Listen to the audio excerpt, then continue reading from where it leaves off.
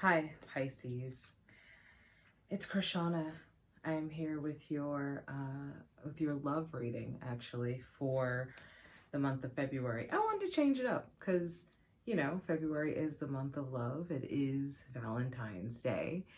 And so, yeah, I want to change it up for you guys. So I'm going to use a different deck today. I'm actually using this deck, which is called Tarot for the Time Being, by a guy named Steve Kilby, who is from a band called The Church. They're an Australian band, I believe. But yeah, so if you guys want to know what they're saying, you can kind of look them up. Either way, here we go. So, it's Mercury retrograde. And usually I do this thing where I meditate on your guys' energy. But I think it's going to be best this month due to Mercury retrograde if I just kind of get into it. So I'm going to go ahead and pull like 9 cards, and then I'm going to tell you what it is that I see. So first we're going to start with the first card. The first card is the Empress card. The Empress card is a woman who, she kind of has her stuff together. This could also be a feminine energy, but she kind of has her emotional world sorted together. She kind of knows what she's going to put up with and what she's not going to put up with. She's very determined in her expression, and especially when it comes to love. She has possibly gone through a lot of things, and the things that she's gone through has actually caused her to sort of take a little bit of a step back and maybe not move as quickly towards relationships. So we start with the Empress card. The next card we have is Completion card. The Completion card is speaking about there is a relationship or a situation that's in your life that is ending, that is complete. Everything that has, needed to be acquired or learned within the relationship has been acquired, has been learned. You don't really have to worry about that, so much anymore, and you're able to actually move forward almost with a clear heart.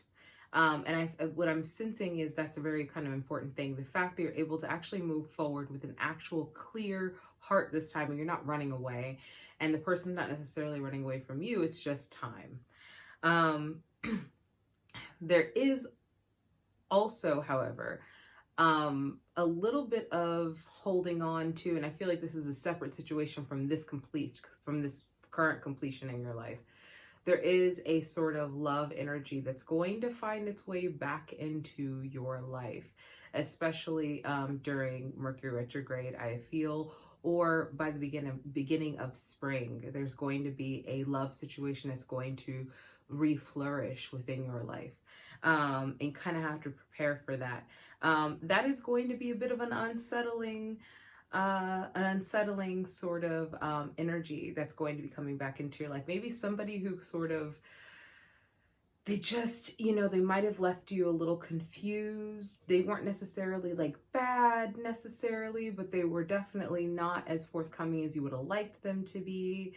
For those who are single, for those who are in a relationship or coupled with somebody, this can indicate sort of old habits sort of coming back, and kind of causing a little bit of confusion within the relationship. We also have the next card we have is called the Apocalypse card. And so the Apocalypse, you have to remember, is not just a destruction card as we would normally see the apocalypse. It's not just about destruction. It's about things, our foundations or structures being broken down so that they can rebuild again. And so this is a weird kind of hope sort of card, if you will. Because of the fact that the apocalypse, it's basically saying there is a storm that is coming, and it's going to be a big, huge shift within your life. You might find yourself in a situation where you have a completely new love interest that comes in that is not connected to the interests that you previously had. This might be someone completely new that is actually more akin to all the work and the healing, suffering that you've kind of gone through. This person's going to be more akin to that. But the person or the energy that is coming back into your life, with this separation card that we spoke of earlier, I feel like you guys are not going to be able to find really like a middle ground. It's either going to be all in, or it's going to be kind of nothing at all. I don't feel like there's going to be like a middle ground, because we have the truce card here, and the truce card is in reverse. And so there is not going to be, it's almost like, I know you guys are water energy, not necessarily fire energy, but they could be a fire energy, because it's almost like I feel like they stoke your fire or you stoke theirs. And because you stoke theirs or they stoke yours, it's sort of a hard energy to sort of detach yourself away from completely.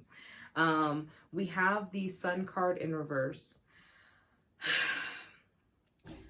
You're still on the yellow brick road, Dorothy. You're still there. You're still on the yellow brick road, and you haven't quite, you're on your way, but don't get impatient with yourself right now. And actually, there's a couple cards that are coming up soon, that are coming up next, that sort of allude to that as well.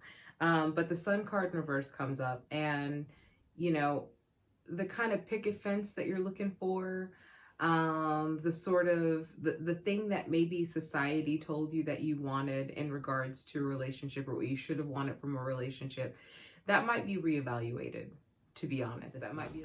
We have the Prudence card, and the Prudence card is actually in reverse. And the Prudence card in reverse is basically speaking of, you know, sometimes when we are interested in seeking relationships, or interested in one particular person, I have a lot of Pisces clients, and a lot of Pisces clients will really kind of go the distance and kind of save themselves, you know, from going down any other path, because they've kind of chosen the path that they want to go down, regardless to whether or not that is actually working out for them. And so the Prudence card being in reverse says, get out there, meet people, you know, don't reserve your heart just for one person, just right now. Because if it's going to work out, he's going to ultimately work out, or it's ultimately not going to work out anyway. So there's really no point in just kind of reserving yourself, in general. We have the Creation card in reverse, which is actually kind of following that as well. The Creation card in reverse is basically saying exactly what I was saying, which is, you know, if you're going to stifle yourself. You're going to stifle yourself by getting yourself stuck into the same patterns that you were in, when you are kind of on this new path with this new energy, you know, happening in your life right now, you know, and just kind of follow that, you know, new energy. It's about you. It's not about anybody else. And the last card that we have, you know, and this is how it kind of wraps up, you know, the rest of the month for you, is we have the Temperance card. And the Temperance card is speaking of just being patient. There's still a couple things that you need to learn about your own happiness, about how to please yourself before you please others, about not being so people-pleasing as you might have previously been in the past. That is going to sort of come into play. And then at the bottom of the deck, we have the Invitation card that's in reverse. This is about you coming into the real. I always associate the Pisces with the Seven of Cups energy, because the Seven of Cups energy is that there's like, you know, there's all these cups in the sky, but none of them are really tangible.